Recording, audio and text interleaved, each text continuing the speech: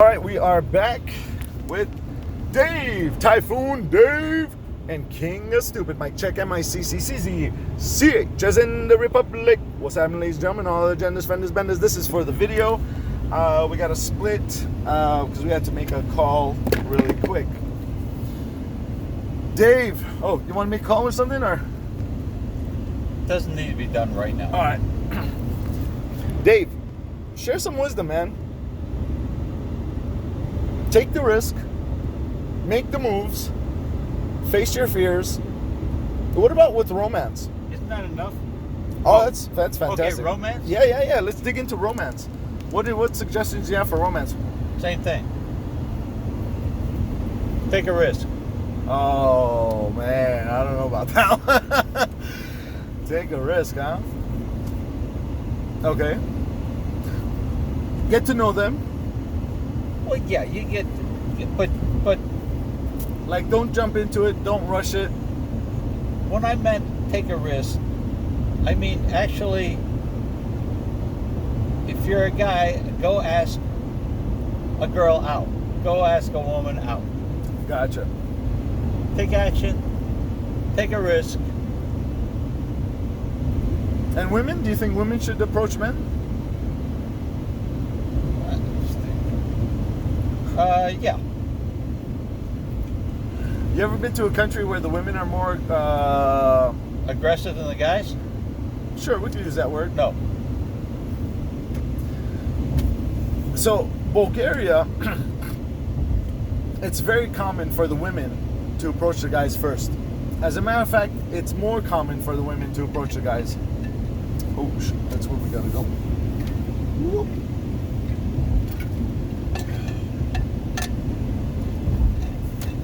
And I said this to a woman I was dating. Well, I guess I don't. You know what? I don't think we were even really dating. We were just hanging out. And she said, "Why are they desperate?"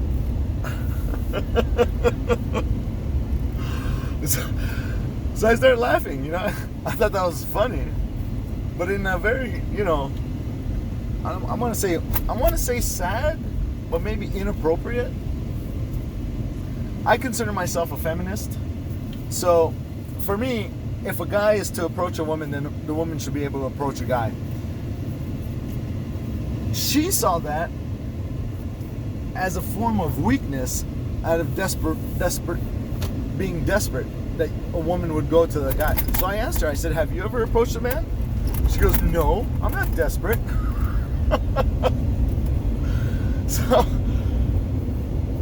So I chuckled again, and she said, "What's so funny?"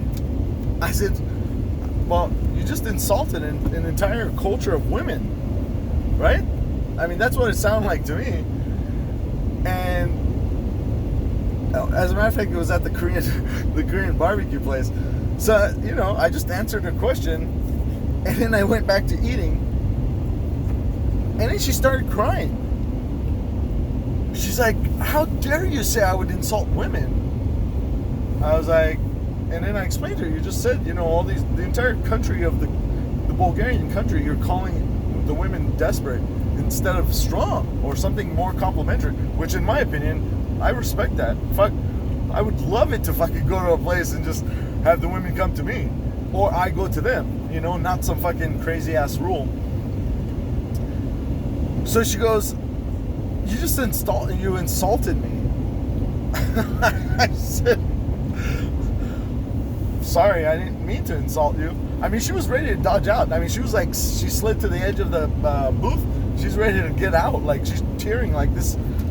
I just broke her just by saying that she insulted women. She was a doctor, so doctors are fucking loonies. So something like that.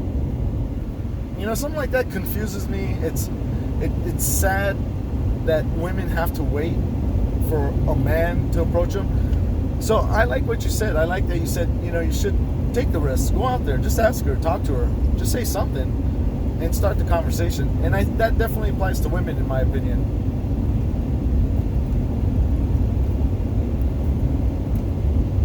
What about marriage?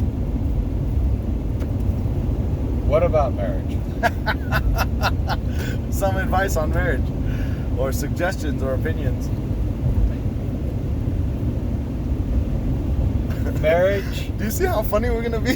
Yeah, no, I don't. That's great, man. You're gonna laugh. I'm not. Anyway, so what about marriage? Apparently, from the little I know on from an uncle who was happily married for 50 some years, maybe 60. In his experience, about 20% of the couples were happy. Wow. 80%. And we're talking about America, Yes. or just globally? No. United States. Okay. They were unhappy, and he is and he's met many couples, had experience with many people, and that was his best guess as how many people in marriage were happy.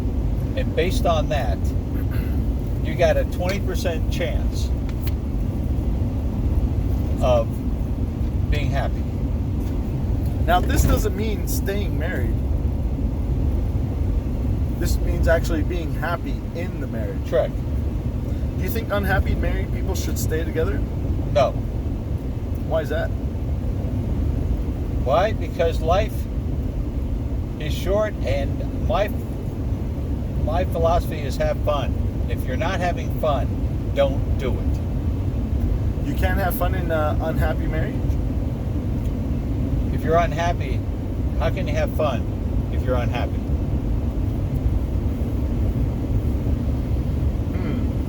Good question. Good question. What about the kids? If there's kids, a lot of people say they should stay married for the kids. Absolutely, that's what they said. And what do you think about you're that? asking the wrong guy. I think that the kids will handle it better than the divorce than the parents think. That it's the kids are way more adaptive than the parents are, and they will handle the separation. Some people say kids need both parents in the home, and that's why they stay married. Not necessarily because of the divorce part, but they believe that the kids should have mother and father in the home.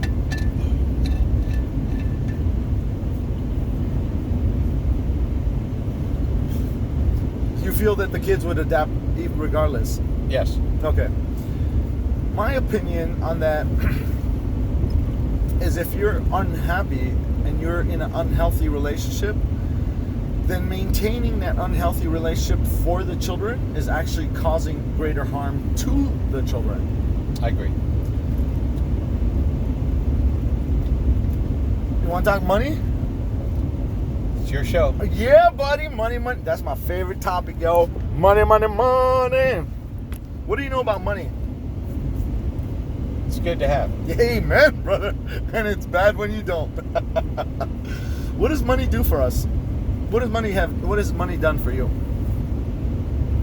Money has given me freedom to do what I want. Choices. That's what money does. Brings us choices. What's a lot of money in your opinion? A lot of money is $100 million. Woo wee. What would you do if you had $100 million?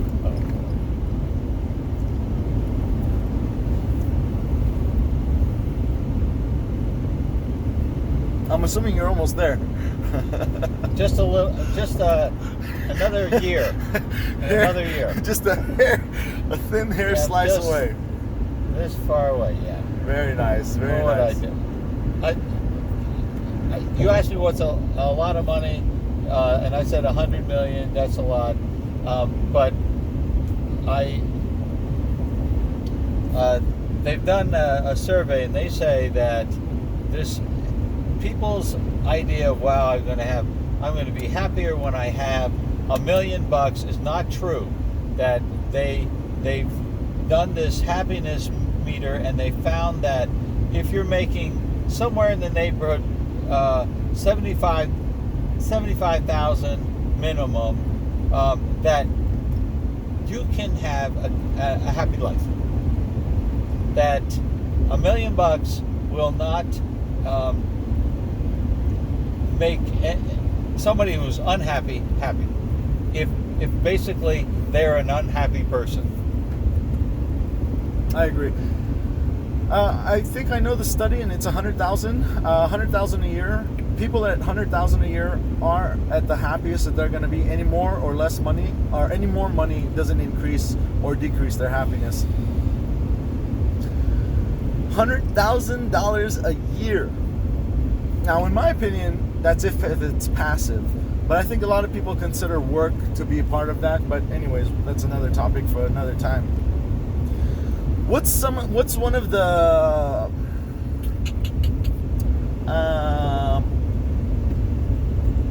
what's a good way to say this? What's one of the times that you've spent money on something where you just spoiled yourself, or you just wanted to do it, but absolutely in no way necessary, and you could have not done this had you had no money? You understand the question? No. So, for example, some famous lady was talking about having a shitload of money. She's like, I know I'm successful because I was lonely and I wanted my dog, so I hired a private plane to bring my dog to me from home. It's like a complete splurge. No way she could have done this had she had not the money, and in no way is she going to lose life or limb or any part of her life had she not done it. And the question is, have you done anything similar? Not necessarily hiring a jet plane yet, but something you're just like, you know what? Fuck it, I'm just going to get this and just spend the money for this. Even though I don't need it, don't want it, doesn't matter. I got the money and I just want to do it. Yeah, I spent on traveling. Like luxury traveling or just traveling in general? It was luxury, fairly. Yeah, I had a business class flight to Bangkok. Oh, nice. And I didn't have to have a business class, but I enjoyed being in that part of the plane, and it made the flight more endurable. Nice. How long was that flight? 24 hours. Jesus. From the East Coast? That's from with layover. Oh, There's okay. a layover in Seattle, I think 3 hours. In Narita was Japan. It was, I can't remember. Anyway, Yeah, it was a while ago, huh? Yeah, Nice, man. from Denver. Okay. So you've been in Colorado for a while, huh? Yes. What brought you to Arizona? Weather. And now that you're here in the summer, Yeah. you're looking to escape the heat. Well, yeah, it's nice, but I don't complain. I have fun when people complain about the weather. Yeah. The most talked about thing in the world. Is it? It's my guess. I don't know if we got this on the recording or not, but you said we already mentioned it. Risk taking was one of the top regrets of people over 100 years old. Is that something? Is that right? Something Yes. like that. I read an article on hospice workers doing the top 10 regrets of people in their deathbed. Uh-huh. What other regrets do you think might be on that list? What do I think? Yeah. I think that. Or if you remember any. Either or. Well, it all involves risks. For whatever it was. There's some element of risk in in what they did not take in their regrets. The risk of not opening up, telling somebody they love them, that's a risk they didn't take.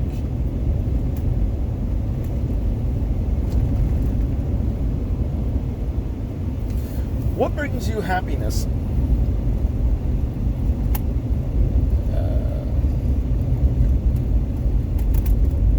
What brings me happiness is having a healthful body, a healthy mind, and humor. Interesting that you mentioned humor. Being a comedian, or soon to be master comedian, who refuses to laugh at his own jokes that he doesn't even recognize to be jokes. Oh, I do. Oh, you do? Yes. So you know when you're being funny. I do. And it's not because of people laughing, you just know you're funny. Yes. So why do you say you don't understand why people are laughing? Is that part of the... No, I know. I understand why they laugh. I do. Oh. I do. So you're playing aloof. Is that the right wording? Coy. No. Let's go with humble. I like humble better. Absolutely. Absolutely. So do you want to work? Well, we'll have to do some... we could do a cold run. I'm totally open to a cold run, but on our skits, you know what I mean? We could do practice, or what do they call it? Rehearsals. We could run a few rehearsals, or we could go cold. When do you think your friend would want to try and line us up a gig? He'd probably do it tomorrow. Oh, that's beautiful, man. Are you ready? I'll try it. Am I ready? Sure, why not?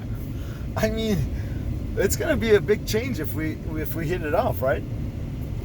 Yeah, I'll deal with that one if and when we get there. That's another risk, huh? Sure.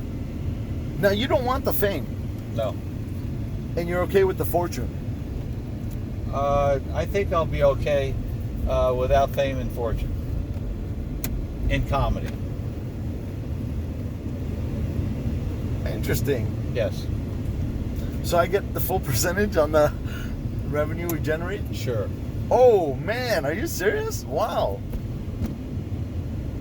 And if fame does come to you, you'll turn away? I don't need the adoration.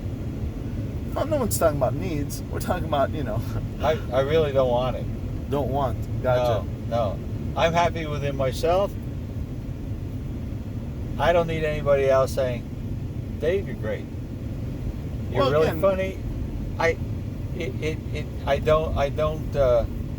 say thank you, but I don't need a constant acknowledgement of my talents. Okay. So you keep using the word need, and I'm asking what you want. Like, would you want to turn away from the fame, or would you? You said you don't want the fame, and then you said I don't need it. All right. Do I want it? Apparently not. Right, we got that part. But we're gonna get on stage, and we're gonna fucking it's gonna be amazing. So people are gonna want to know us and want to know who we are and what we are and blah blah blah. It's gonna bring on the fame. Well, yeah, and I'll deal with it when and if that happens. Okay. Huh. Sounds good, man. Sounds good. Do you think we're gonna make a hit? Do you think it's gonna be good? I've never entertained the thought of being a hit, and so. Oh. Interesting.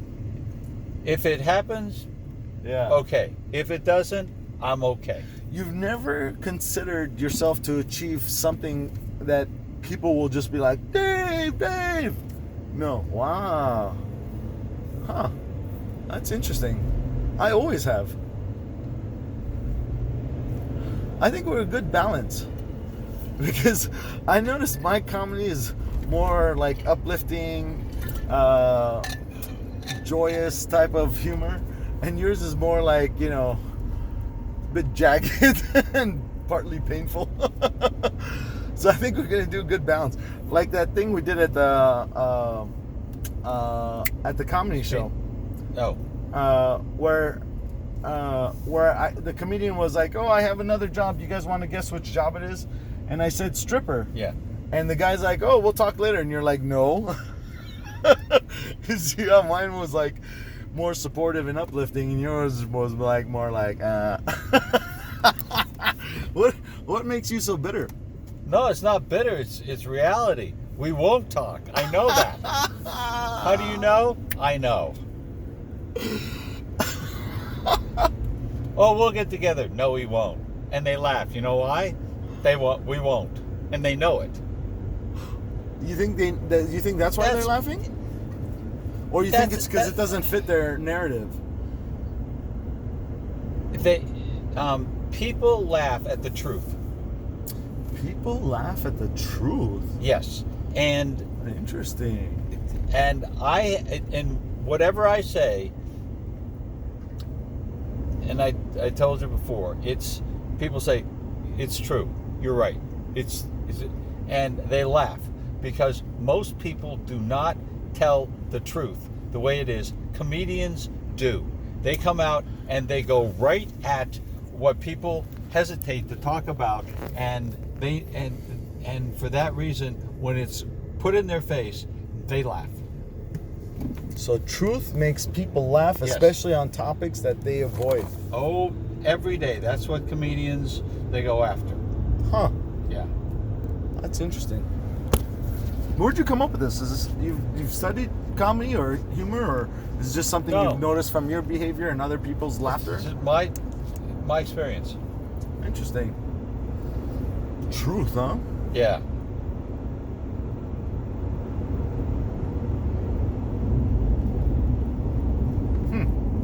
I like that. So you call it edgy or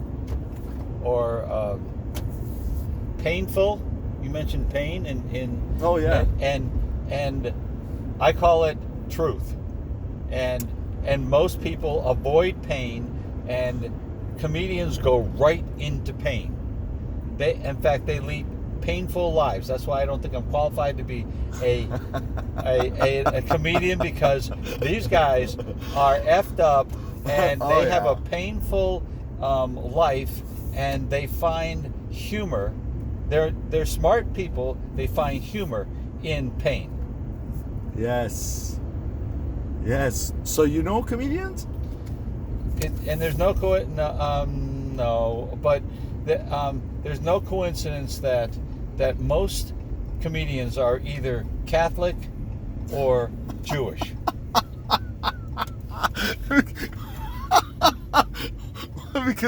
Because why? Because their lives are filled with pain. I mean, you're going to hell, and life is miserable, and they're guilt-ridden, and they suffer a lot, and they from this they draw their humor. I know somewhat of the Catholic religion. They're very like, oh, we're horrible people, we're wrong, we're dirty, you gotta da. So they're always tormenting themselves. The Jewish philosophy is similar? Oh. Or more so? Oh, they're just they're paranoid. I mean, Hitler is coming, and he's coming soon, and people are out to get them, and they suffer because people are after them. Oh. Well, I mean, in America, there was the Nazis that were marching that our president supported and protected. So, are they kind of right? Oh, they see, they align themselves with people who are the oppressed. The Jewish people. Jewish people, Like absolutely. the Any oppressed people, they're behind them because they too have been oppressed, and they are empathetic towards any other ethnicity that has been oppressed and suffered. They are big proponents, big supporters of this, and they.